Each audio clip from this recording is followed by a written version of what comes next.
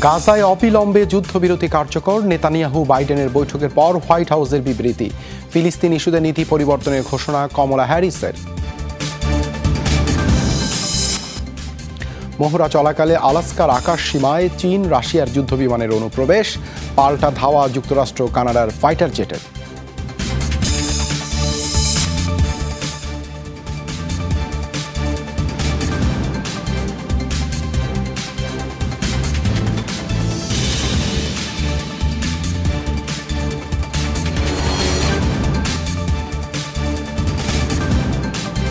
এতক্ষণ শিরোনাম দেখছিলেন, আপনাদের সাথে আছি আমি দেবাশিস রঞ্জন সরকার।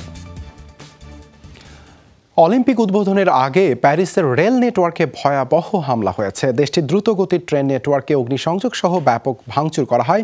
এই হামলার পর রাজধানীর সাথে ফ্রান্সের 3 অঞ্চলের যোগাযোগ বন্ধ হয়ে গেছে। স্টেশনগুলোয় আটকা পড়েছেন হাজার হাজার যাত্রী, যাদের বেশিরভাগই অলিম্পিক উপলক্ষে আসা পর্যটক। এদিকে হামলার পরপরই নিরাপত্তা জোরদার করা হয়েছে প্যারিস জুড়ে। প্যারিস অলিম্পিকের জমকালো অনুষ্ঠানের উদ্বোধনকে ঘিরে যখন সাজ রব, তখনই ভয়াবহ হামলা হলো ফ্রান্সের রাজধানীর রেল নেটওয়ার্কে। দ্রুতগতির ট্রেন নেটওয়ার্ক টিজিভির বিভিন্ন স্টেশনে চালানো হয় এই হামলা। কর্তৃপক্ষ জানায়, আটলান্টিক উত্তরাঞ্চল এবং পূর্বাঞ্চলের দ্রুতগতির রেল লাইনের বেশ কয়েকটিতে ভাঙচুর করা হয়। স্থাপনাগুলোকে ক্ষতিগ্রস্ত করার জন্য লাগিয়ে দেওয়া হয় আগুন। ভয়াবহ হামলা হয়েছে আমাদের রেল নেটওয়ার্কে। আমরা পরিস্থিতি স্বাভাবিক করার চেষ্টা করছি। প্রায় 8 লাখ যাত্রী ক্ষতির শিকার হবেন এই হামলার কারণে। হামলায় বিভিন্ন লাইন ক্ষতিগ্রস্ত হওয়ার কারণে ট্রেনগুলোকে অন্য পথে ঘুরিয়ে দেওয়া হচ্ছে, তবে বেশিরভাগেরই চলাচল আপাতত বন্ধ রাখা হয়েছে। যাত্রীদের নির্ধারিত যাত্রা স্থগিত করার আহ্বান জানিয়েছে কর্তৃপক্ষ। এদিকে স্টেশনগুলো আটকা পড়েছেন হাজার হাজার যাত্রী, এদের বেশিরভাগই পর্যটক। অলিম্পিকের কারণে প্যারিসে অবস্থান করছেন বিশ্বের বিভিন্ন দেশের ট্যুরিস্টরা। এখানে বেড়াতে এসেছি, বিলবোর্ডে দেখলাম ট্রেন নাকি দেরিতে ছাড়বে। এদিকে হামলার কথা শুনে ভয়ও লাগছে। এদিকে হামলার পর নিরাপত্তা জোরদার করা হয়েছে প্যারিস জুড়ে। মীর মুশফিকা হাসান, যমুনা নিউজ। অবিলম্বে গাজায় কার্যকর হবে যুদ্ধবিরতি। মার্কিন প্রেসিডেন্ট জো বাইডেনের সাথে ইসরায়েলি প্রধানমন্ত্রী বেনিয়ামিন নেতানিয়াহুর বৈঠকের পর এই বিবৃতি দিল হোয়াইট হাউস। দুই নেতার আলোচনায় গাজায় যুদ্ধবিরতির ইস্যুটি সবচেয়ে গুরুত্ব পায়, জানান মার্কিন নিরাপত্তা উপদেষ্টা জন কির্বি।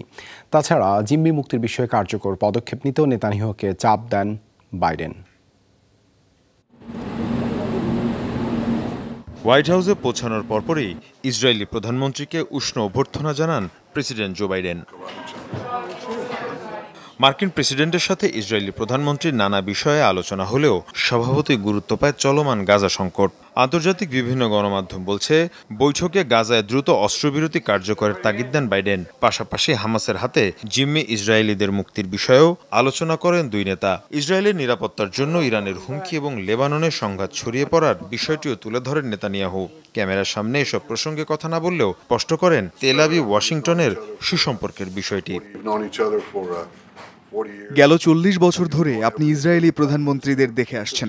গেল 5 দশকে ইসরায়েলে যত প্রধানমন্ত্রী এসেছে সবাইকে আপনি চেনেন। শুধু তাই নয়, বিগত 50 বছর ধরে যুক্তরাষ্ট্র সমর্থন দিয়ে আসছে ইসরায়েলকে। আমি আশা করি সামনের দিনগুলোতেও এই সমর্থন অব্যাহত থাকবে।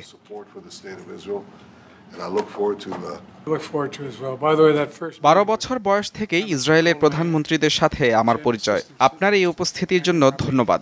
আশা করি দুই দেশের সম্পর্ককে আমরা আরও এগিয়ে নেব। পরে দুই নেতার আলোচনার বিষয় জানাতে ব্রিফ করে হোয়াইট হাউস। অবিলম্বে গাজায় যুদ্ধবিরতি কার্যকরের আশাবাদ জানান নিরাপত্তা উপদেষ্টা জন কির্বি। বলেন, জিম্মিদের মুক্তি নিশ্চিতে তেল আবিবকে চাপ অব্যাহত রেখেছে ওয়াশিংটন। জিম্মিদের মধ্যে যুক্তরাষ্ট্রের নাগরিকও রয়েছেন। তাদের মুক্তিতেই আমরা সবচেয়ে বেশি অগ্রাধিকার দিচ্ছি। এ কারণেই যুদ্ধবিরতির ইস্যুটি আমাদের কাছে অত্যন্ত গুরুত্বপূর্ণ। একটা সমঝোতায় আসতে গেলে কিছুটা ছাড় দিতেই হবে। ইসরায়েলি প্রধানমন্ত্রীর সাথে আলোচনায় 6 সপ্তাহের জন্য যুদ্ধবিরতির জন্য জোর দিয়েছেন প্রেসিডেন্ট। খুব শিগগিরই সেটি বাস্তবায়ন হবে বলে আশা করছি। এর আগে রাফাতে স্থল অভিযান এবং গাজায় মানবাধিকার ইস্যুতে ইসরায়েলকে অস্ত্র সরবরাহের হুঁশিয়ারি দেয় যুক্তরাষ্ট্র। এ নিয়ে সম্পর্কের শীতলতা দেখা দেয় দুই দেশের মধ্যে। মীর মুশফিকা হাসান, যমুনা নিউজ। আলোচনায় গাজা ইস্যুতে মার্কিন নীতি। বৃহস্পতিবার ইসরায়েলি প্রধানমন্ত্রীর সাথে হয় ভাইস প্রেসিডেন্ট কমলা হ্যারিসের বৈঠক। সেখানে ডেমোক্রেট প্রার্থী জানান তিনি যুক্তরাষ্ট্রের প্রেসিডেন্ট নির্বাচিত হলে পরিবর্তন আসবে নীতিতে। নেতানিয়াহুকে দিয়েছেন স্পষ্ট বার্তা। জানান তেল আবিবের আত্মরক্ষার অধিকার থাকলেও গাজা ইস্যুতে সোচ্চার ওয়াশিংটন। ইসরায়েলি প্রধানমন্ত্রীর সাথে বৃহস্পতিবার বৈঠক করেন মার্কিন ভাইস প্রেসিডেন্ট কমলা হ্যারিস। ফিলিস্তিন সহ বিভিন্ন ইস্যুতে হয় আলোচনা। এ সময় গাজার মানবিক সংকট এবং ইসরায়েলি আগ্রাসনে নিরীহ বেসামরিকদের প্রাণহানির ঘটনায় গভীর উদ্বেগ প্রকাশ করেন মার্কিন এই রাজনীতিক। ইসরায়েলের আত্মরক্ষার অধিকার আছে, কিন্তু গাজার মানবিক সংকট আর নিরীহ বেসামরিকদের প্রাণহানির বিষয়েও গভীর উদ্বেগ প্রকাশ করেছি নেতানিয়াহুর কাছে। এ বিষয়ে তার কাছে স্পষ্ট বার্তা পৌঁছানো হয়েছে।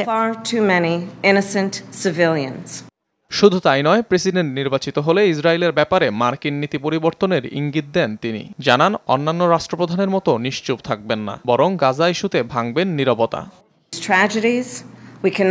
গাজায় যা হচ্ছে তা কোনোভাবেই এড়িয়ে যেতে পারে না যুক্তরাষ্ট্র। আমি চুপ থাকব না। প্রেসিডেন্ট বাইডেনকে ধন্যবাদ জানাই, তার জন্য যুদ্ধবিরতি এবং জিম্মি মুক্তির চুক্তি নিয়ে আলোচনা হচ্ছে।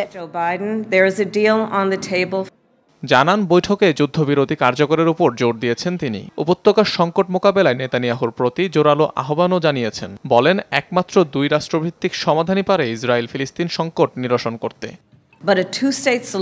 দুই রাষ্ট্রের উদ্যোগই এই সমস্যার একমাত্র সমাধান, যা ইসরায়েলের নিরাপত্তা নিশ্চিত করবে, আবার ফিলিস্তিনিদের স্বাধীনতাও নিশ্চিত করবে, যেটা তাদের প্রাপ্য। প্রেসিডেন্ট নির্বাচনকে সামনে রেখে ডেমোক্রেটদের হয়ে প্রার্থিতার দৌড়ে এগিয়ে কমলা হ্যারিস। জনমত জরিপে পেছনে ফেলেছেন প্রতিপক্ষ ডোনাল্ড ট্রাম্পকেও। তিনি প্রেসিডেন্ট নির্বাচিত হলে পরিবর্তন আসতে পারে মধ্যপ্রাচ্যের নীতিতে, সেই বিষয়টি এখন অনেকটাই স্পষ্ট। অনিক রহমান, যমুনা নিউজ। গরম গরম ভাত সকাল কিংবা রাত, এটা Jamuna. Jamuna rice cooker, simplify cooking. টানা বৃষ্টি এবং আকস্মিক বন্যার কারণে মুম্বাইয়ে জারি করা হলো রেড অ্যালার্ট। শুক্রবার এই সতর্কতা জারি করে দেশটির আবহাওয়া দপ্তর। এই ঘোষণার পর বাসিন্দাদের ঘরে থাকার নির্দেশ দিয়েছে মুম্বাই পুলিশ। ভারী বৃষ্টি এবং ঝোড়ো বাতাসে বাতিল করা হয়েছে 20টিরও বেশি ফ্লাইট। এখন পর্যন্ত 90 মিলিমিটার পর্যন্ত বৃষ্টিপাত রেকর্ড করা হয়েছে। পরিস্থিতি মোকাবেলায় মোতায়েন করা হয়েছে জরুরি দুর্যোগ ব্যবস্থাপনা বাহিনীর কর্মীদের। পাশাপাশি সামরিক বাহিনী, এয়ারলিফটিং দলগুলোকে প্রস্তুত রাখা হয়েছে।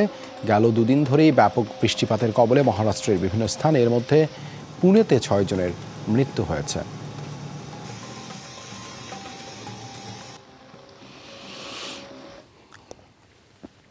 সুপার টাইফুন গায়ামি তাণ্ডবে ফিলিপাইন ও তাইওয়ানে নিহতের সংখ্যা বেড়ে 25 জনে দাঁড়িয়েছে। ঝড়ের প্রভাবে রাজধানী ম্যানিলা সহ আশেপাশের শহরগুলোতে ব্যাপক ক্ষয়ক্ষতি হয়েছে, তলিয়ে গেছে বিস্তীর্ণ এলাকা। এখনও পানিবন্দী প্রায় 4 লাখ মানুষ। বৃহস্পতিবার রাতে ঝড়টি আঘাত হানে চীনের দক্ষিণ পূর্বাঞ্চলীয় ফুজিয়ান প্রদেশে। এর প্রভাবে ভারী বৃষ্টিপাত হচ্ছে প্রদেশ জুড়ে। এতে ব্যাপকভাবে ক্ষতিগ্রস্ত হয়েছে রাস্তাঘাট ও ঘরবাড়ি। ভেঙে গেছে রাস্তাঘাট, ঘরবাড়ি, ক্ষতিগ্রস্ত বেশ কয়েকটি সেতু ও সংযোগ সড়ক। এতে চরম বিপাকে বাসিন্দারা। জারি করা হয়েছে সর্বোচ্চ সতর্কতা। ঝড়ের কারণে সব ফ্লাইট বাতিল ও ট্রেন পরিষেবা স্থগিত করা হয়েছে।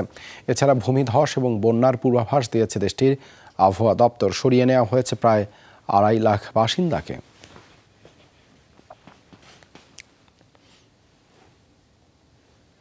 চীন রাশিয়ার সামরিক মহড়ায় উত্তেজনা তুঙ্গে। অনুশীলনের ফাঁকে আলাস্কার আকাশসীমায় ঢুকে পড়ে দেশগুলোর যুদ্ধবিমান, যাদের ধাওয়া দিয়ে নিরাপদ দূরত্বে সরায় যুক্তরাষ্ট্র ও কানাডার আকাশ প্রতিরক্ষা বিষয়ক সংস্থা নোরাড।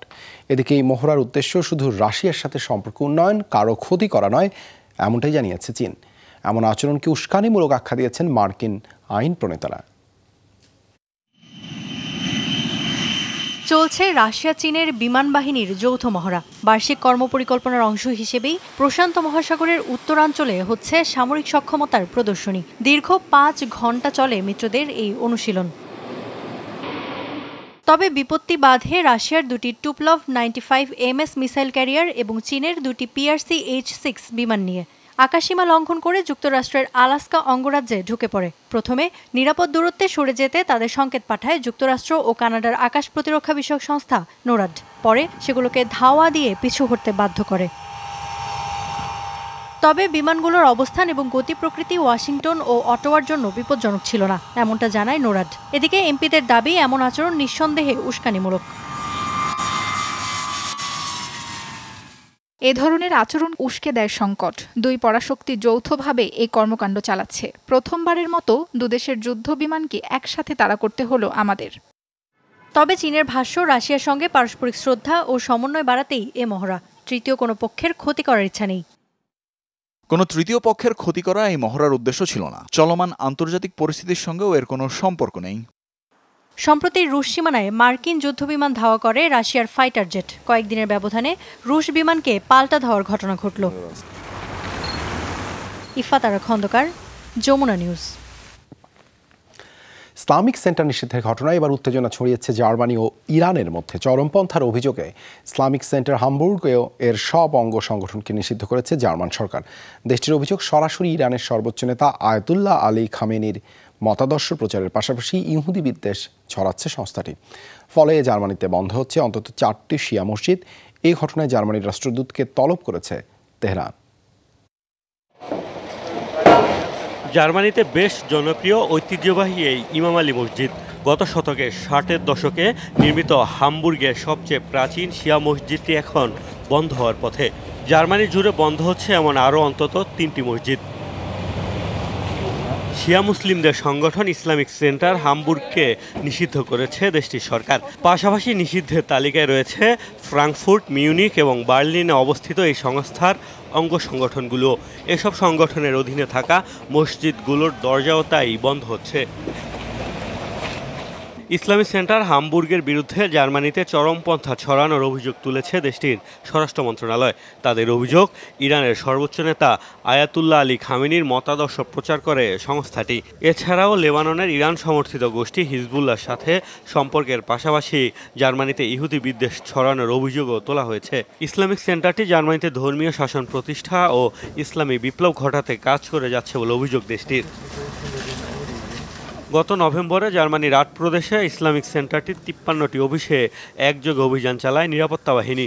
দেশটির স্বরাষ্ট্রমন্ত্রীর দাবি, সে সময় যেসব জিনিস বাজেয়াপ্ত করা হয়েছিল সেসব বিশ্লেষণের পর এসব অভিযোগের সত্যতা পাওয়া গেছে। হামবুর্গ ইসলামিক সেন্টারের বিভিন্ন অফিসে তল্লাশি চালানোর পর যেসব জিনিস বাজেয়াপ্ত করা হয়েছে সেগুলো বিশ্লেষণের পর আমরা এটিকে নিষিদ্ধের সিদ্ধান্ত নিয়েছি। এটি প্রমাণিত যে ইসলামিক সেন্টারটি আমাদের সংবিধানের বিরুদ্ধে কাজ করে। ইসলামপন্থী চরমপন্থার বিরুদ্ধে আমাদের এই পদক্ষেপ। আমি স্পষ্ট ভাষায় বলতে চাই, আমরা কোনো ধর্মের বিরুদ্ধে কোনো পদক্ষেপ নিইনি। যদিও এসব অভিযোগের সপক্ষে কোনো তথ্য প্রমাণ দেয়নি জার্মান সরকার। এদিকে ইসলামিক সেন্টার নিষিদ্ধের ঘটনায় ক্ষেপেছে ইরান। এরই মধ্যে তলব করা হয়েছে দেশটিতে নিযুক্ত জার্মানির রাষ্ট্রদূতকে। মোস্তফা মাহমুদ, যমুনা নিউজ। মেক্সিকোর কুখ্যাত মাদক সম্রাট এল চ্যাপোর ছেলে এল মায়োকে গ্রেপ্তার করেছে যুক্তরাষ্ট্রের নিরাপত্তা বাহিনী। টেক্সাসের এল পাসো থেকে বৃহস্পতিবার তাকে গ্রেপ্তার করা হয়। হোয়াকিন গুজম্যান নামে তার এক সহকারীকেও আটক করে নিরাপত্তা বাহিনী। বিবৃতিতে বলা হয়, চার্টার করা বিমানে এল পাসো বিমানবন্দরে অবতরণের পরপরই তাদের গ্রেপ্তার করা হয়। 2019 সালে এল চ্যাপোকে গ্রেপ্তার করে নিরাপত্তা বাহিনী। এরপর থেকেই তার মাদক চক্র সিনোলা কার্টেল পরিচালনা করে আসছিল এল মায়ো। সাম্প্রতিক বছরগুলোতে সিনোলা কার্টেল যুক্তরাষ্ট্রের নীতি নির্ধারক ও আইনশৃঙ্খলা রক্ষাকারী বাহিনীর জন্য সবচেয়ে বড় মাথা ব্যথার কারণ হয়ে দাঁড়িয়েছে। এই চক্রই যুক্তরাষ্ট্রের সবচেয়ে বেশি পরিমাণ ফেন্টানিল মাদক সরবরাহ করে থাকে। কেবল যুক্তরাষ্ট্র নয়, বিশ্বের অন্তত 50টি দেশে মাদক পাচার করে সিনোলা কার্টেল। বিভিন্ন দেশের গোপন পারমাণবিক তথ্য হ্যাক করার চেষ্টা করছে উত্তর কোরিয়া। এই অভিযোগ তুলেছে যুক্তরাষ্ট্র, ব্রিটেন ও দক্ষিণ কোরিয়া। দেশগুলোর অভিযোগ, বিশ্বের সরকারি বেসরকারি বিভিন্ন সংস্থা থেকে সামরিক ও পারমাণবিক গোপন তথ্য চুরির চেষ্টা চালাচ্ছে উত্তর কোরিয়া। দেশটির হ্যাকার গ্রুপ অ্যান্ড্রিয়েল ও অনিক্স স্লিট এই কার্যক্রম পরিচালনা করছে। তাদের টার্গেট যুক্তরাষ্ট্র, ব্রিটেন, দক্ষিণ কোরিয়া, জাপান, ভারত সহ কয়েকটি দেশ। অভিযোগ আনা হয়, ইউরেনিয়াম প্রক্রিয়াজাতকরণ, ট্যাঙ্ক, সাবমেরিন, এমনকি টর্পেডো সম্পর্কিত তথ্যের খোঁজ করছে তারা। এর আগেও উত্তর কোরিয়ার বিরুদ্ধে বেশ কয়েকবার হ্যাকিংয়ের অভিযোগ উঠেছে। মাটি খুঁড়ে মিলল কোটি টাকার হীরা। রাতারাতি বদলে গেল দরিদ্র এক শ্রমিকের ভাগ্য। ভারতের মধ্যপ্রদেশের পান্না শহরে ঘটেছে এ ঘটনা। ভূগর্ভস্থ হীরার মজুতের জন্য প্রসিদ্ধ শহরটিতে 10 বছরের বেশি সময় ধরে খনি ইজারা নিয়ে আসছিলেন রাজু নামের ওই শ্রমিক। অবশেষে গেল বুধবার খুলে যায় কপাল, মেলে বিশাল এক হীরার টুকরা, যার আনুমানিক বাজার মূল্য 80 লাখ ভারতীয় রুপি, বাংলাদেশি মুদ্রায় যা প্রায় 1,13,00,000 টাকা। সরকারের হীরা বিষয়ক দপ্তরে এরই মধ্যে খুঁজে পাওয়া হীরার টুকরাটি জমা দিয়েছেন রাজু। সরকার সত্ত্ব ও কর কেটে রাখার পর প্রাপ্য বুঝে পাবেন তিনি। এর আগে 2018 সালে বুন্দেলখণ্ডের একজন শ্রমিক পান্না শহরের একটি খনিতে খুঁজে পেয়েছিলেন বিশাল এক হীরার টুকরা, যার দাম ছিল 1,50,00,000 রুপি।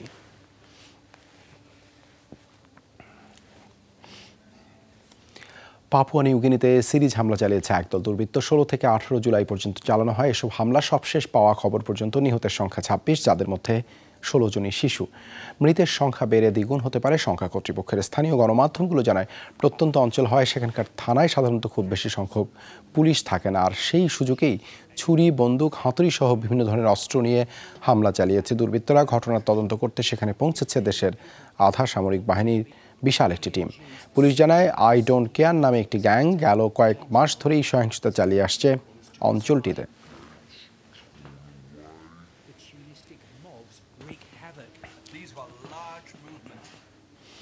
ভয়াবহ দাবানলের কবলে কানাডার ঐতিহাসিক শহর জ্যাসপার। সবচেয়ে ক্ষতিগ্রস্ত শহরটির বিখ্যাত জাতীয় উদ্যান। তীব্রতা বেশি থাকায় দ্রুত গতিতে ছড়িয়ে পড়ছে আগুন। নিরাপদ আশ্রয়ে সরানো হয় 25,000 মানুষকে। এরই মধ্যে পুড়ে গেছে 30 থেকে 50% ভবন। এখনও স্পষ্ট নয় ক্ষয়ক্ষতির পরিমাণ। পাওয়া যায়নি কোনো মৃত্যুর খবরও। নিয়ন্ত্রণহীন আগুন। কাজ করছে কয়েকটি দেশের ফায়ার সার্ভিসের 400 কর্মী। বুধবার বজ্রপাত থেকে দাবানলের সূত্রপাত। প্রতি বছর 25 লাখেরও বেশি পর্যটক ঘুরতে যান এই শহরে।